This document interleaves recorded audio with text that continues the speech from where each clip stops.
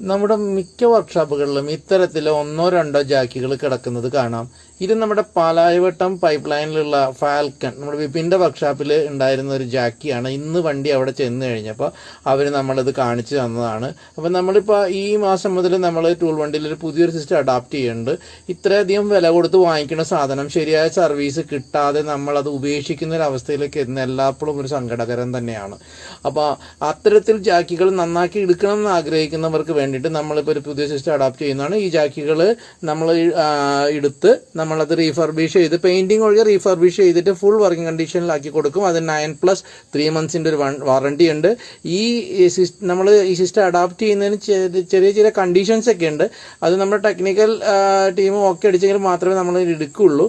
ജാക്കികൾ നന്നായിട്ട് സൂക്ഷിക്കണമെന്നും സംരക്ഷിക്കണം എന്ന ആഗ്രഹമുള്ളവർക്കും അതിലൂടെ കാശ് ലാഭിക്കണം എന്ന് ആഗ്രഹമുള്ളവർക്ക് നമ്മളെ കോൺടാക്ട് ചെയ്യാവുന്നതാണ്. നമ്മൾ വേണ്ട സഹായങ്ങൾ ചെയ്യുന്നതാണ്.